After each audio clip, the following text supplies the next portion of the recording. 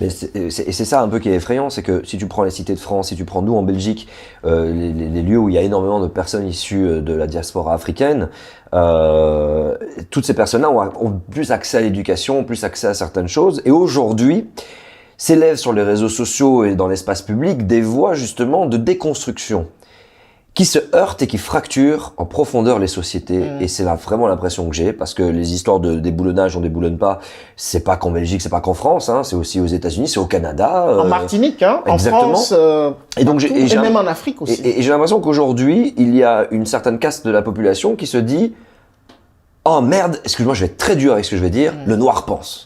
Ah oui. Et que du coup, il y a, du coup, on sort la carte, et ça me fait peur, c'est ce qui est effrayant, c'est qu'on sort la carte de vous faites les victimes, vous, et vraiment de nouveau, ce principe de domination qui revient, où moi, quand j'essaie d'aborder ces thématiques-là, moi qui suis métissé, c'est-à-dire que moi, je suis d'origine, mon père est sénégalais, je suis né en Belgique, je m'estime citoyen du monde, mais j'estime ayant des racines africaines, forcément, mais je m'estime aussi belge, bref, je veux pas rentrer dans ça me regarde, mais quoi qu'il arrive, quand j'essaie d'expliquer ça à des personnes qui sont pas du tout initiées à ces questions-là, la première pensée primaire qui leur passe par la tête, c'est tu fais ta victime, tu es dans un système où tu as les mêmes chances que les autres, alors que non, il suffit simplement excuse-moi, d'ouvrir une carte postale UNICEF, tu comprends que les êtres humains sont pas tous égaux sur Terre, tu vois. Oui. Et donc du coup, l'éducation, oui, mais alors, est-ce que ça va devoir passer par une lutte plus compliquée pour pouvoir faire comprendre que en fait tout le monde est humain sur Terre, tu vois ce que je veux dire? En fait, ces luttes ont déjà commencé.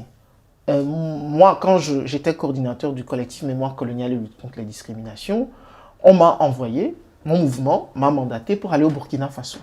Parce qu'au Burkina Faso, il y a eu une révolution contre un dictateur, celui qui a assassiné justement Thomas Sankara, qui était son meilleur ami et qui est resté 27 ans au pouvoir. Et qui est le prototype du dictateur dont on a parlé depuis tout à l'heure, Blaise Compaoré. Eh bien, ceux qui l'ont mis dehors, ce sont des jeunes. Plusieurs mouvements, dont l'un très célèbre, qui s'appelle le Ballet citoyen. Ce sont des artistes qui étaient en même temps activistes, donc ils s'appellent activistes, ils se dénomment comme ça. Ils se sont réveillés et ils ont dit, on ne peut plus accepter ça. On ne peut plus accepter que les gens meurent de faim et de soif dans ce pays. Il faut que ce type parte. Et donc, qu'est-ce qu'ils ont fait? Ils ont mis en place des stratégies, y compris des mobilisations dans la rue, à travers l'éducation informelle, parce qu'il y a déjà des mouvements, je prends la Lucha au Congo, en République démocratique du Congo, ce sont des mouvements qui éduquent les masses aussi. Sauf que, en fait, il n'y a pas encore de jonction. Ils les envoient en prison, les gens de la Lucha. Oui, justement, il n'y a pas encore assez de jonction entre la conscience politique de ces mouvements et la conscience politique des dirigeants. Parce que les moyens de l'État peuvent permettre de démultiplier cette éducation de masse. C'est ce que Thomas Sankara voulait faire, en fait. Et donc, à partir du moment où c'est installé, on va en revenir au panafricanisme et à ce que je disais. Le panafricanisme, ce ne sont pas des chefs d'État qui se mettent ensemble, qui se disent on va s'unir.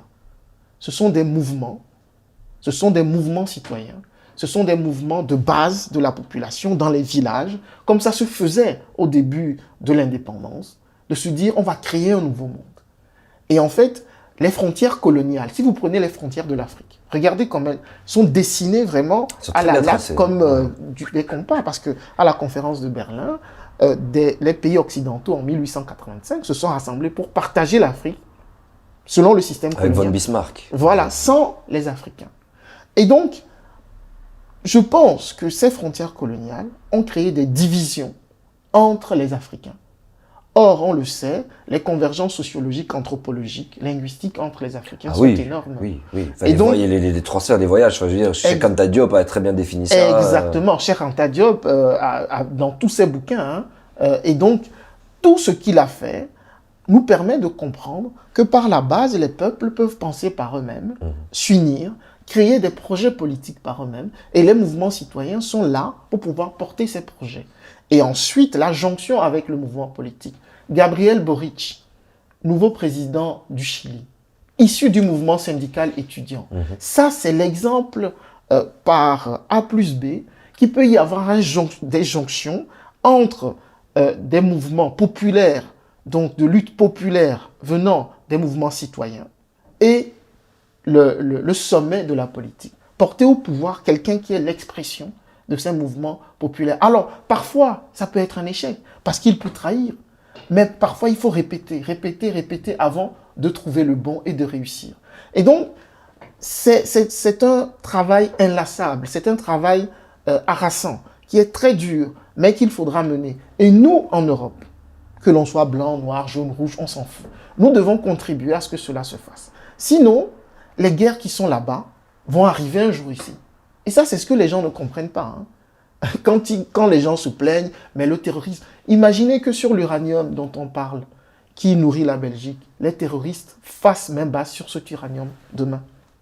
Là-bas. Là-bas. Ouais. Et aujourd'hui, la plus grande crainte... Ah, mais ils en reverront déjà des... Parce que forcément, si notre énergie passe par là...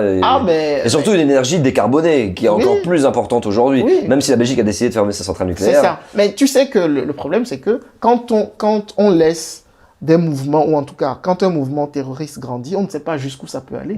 Donc, le jour où vous allez décider d'intervenir, peut-être que, comme les talibans, vous ne pourrez plus. Les Américains se sont cassés la gueule en Afghanistan pour ça. Hein. Et donc, tout ça pour dire que l'éducation de masse est quelque chose de très important. Je n'aimerais pas donner un tableau sombre de ce qui se passe en Afrique. Il y a des exceptions. En termes d'éducation, si vous allez au Ghana, vous vous rendez compte que la mentalité change beaucoup.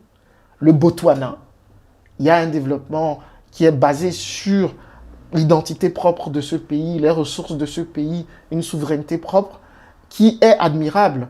On a certains exemples qui commencent à émerger. C'est pour ça que je dis qu'il y a encore un peu d'espoir, en fait.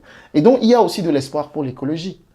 Parce qu'à partir du moment où on a cette éducation de masse, les gens vont prendre conscience aussi du lien que leurs ancêtres ont toujours porté sur l'équilibre entre l'être humain et l'environnement qui l'entoure.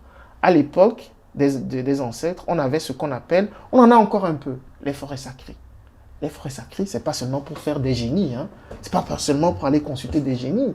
On faisait des forêts sacrées pour dire, ça c'est sacré, on n'y touche pas, en fait. Parce que c'était une forêt primaire avec une biodiversité incroyable.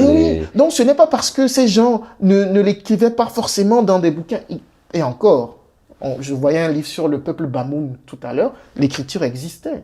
Donc, on les mettait dans les livres, on en faisait des contes pour les enfants, pour les éduquer, pour qu'ils puissent garder ça tout le long de leur vie, que la préservation de l'environnement, de la biodiversité, est quelque chose de fondamental. Et ça, c'est ce que nous devons retrouver en l'adaptant à nos outils d'aujourd'hui. Et ça doit se faire des deux côtés.